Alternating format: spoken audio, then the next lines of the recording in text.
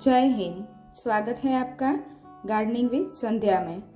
आज हम एक और बेल के बारे में बात करेंगे जिसके फूल पर्पल कलर के और थोड़े से बड़े बड़े से होते हैं। मैं यह बेल नर्सरी से मात्र 15 रुपये में लाई थी। आज इसको लगाए लगभग 8-1 महीने हो चुके हैं। किसी भी जगह को अगर कवर करना हो तो उसके लिए ये बेल सबसे बढ़िया है और इसके फूल भी बहुत सारे आते हैं। ये सुंदर सी बेल का नाम है रेलवे क्रीपर, जो मॉर्निंग ग्लोरी की फैमिली से ही बिलोंग करती है। जब मैं इसे लेकर आई ये बहुत छोटी थी, लेकिन तभी से उसमें फ्लावरिंग शुरू हो गई थी।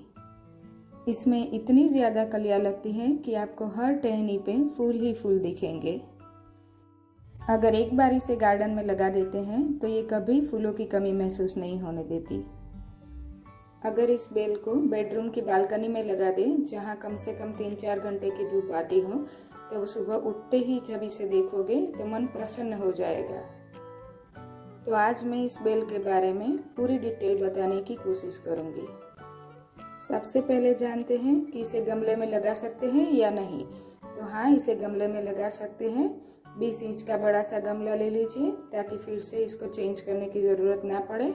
और फिर उसमें 40% गार्डन सॉइल, 20% रिवर सैंड और 40% वर्मी कंपोस्ट मिला लीजिए और फिर इस बेल को लगा दीजिए। बेल लगाने के 2 दिन तक इसे आप शेडी एरिया में ही रखिए, बाद में वहाँ रख दीजिए जहाँ पूरे दिन की अच्छी सी धूप मिले। और एक बात का हमेशा ख्याल रखिए, अगर आपने इसे गमले में लगाया हो तो इसकी मिट्टी हमेशा मॉइस्ट रहनी चाहिए। अब अगर आप इसे कटिंग से लगा रहे हो तो कटिंग थोड़ी थिक होनी चाहिए, जो कोई पुरानी सी बेल में से ही आपको मिलेगी। नई बेल की टहनियाँ बहुत नाजुक होती हैं, तो कोई पुरानी बेल की कोई थिक सी कटिंग लेकर उसी को आप लगाएं। और स्पेशली अगर आप उसको बरसात के समय लगाते हैं तो ये लगानी और भी आसान हो जाएगी। अब जानते हैं कि इसका फ्लावरिंग का समय कौन सा होता है। जनवरी से ही इसमें फ्लावरिंग शुरू हो जाती है और बरसात के समय तो ये बहुत ज़्यादा फैल जाती है और बहुत ही ज़्यादा फ्लावरिंग करती है। बरसात के समय ऐसा लगता है मानो कुदरत ने कोई हरी चादर बिछा दी हो और उस पर पर्पल कलर के मोती टांग दिए हो। विंटर में अगर आपने इसे गमले में लगाया है तो कोई ऐसी जगह रखिए जहाँ पे इसको 3-4 घंटे की धूप मिल सके। और अगर ज़मीन में लगाया है और सही से धूप मिल रही है तो कुछ कम ही सही, लेकिन विंटर में भी ये फ्लावरिंग करती है। मैंने इसे ज़मीन में अपने गार्डन में लगाया है और ये मेरा खुद का अनुभव है कि विंटर में भी ये थोड़ी थोड़ी फ्लावरिंग करती रहती थी। अब जानते हैं कि इसे बीज से ग्रो कर सकते हैं या नहीं। हाँ, तो इसे बीज से भी बहुत ही आसानी से ग्रो कर सकते हैं।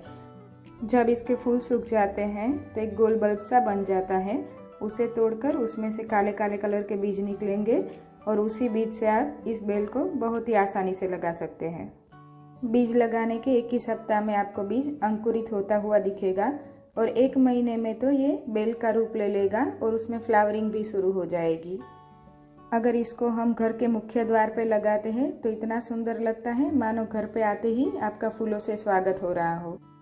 जब भी हम कोई भी प्लांटेशन करते हैं, बागबानी करते हैं, तो हमें हमेशा तितलियों का, पंछियों का इंतज़ार रहता है।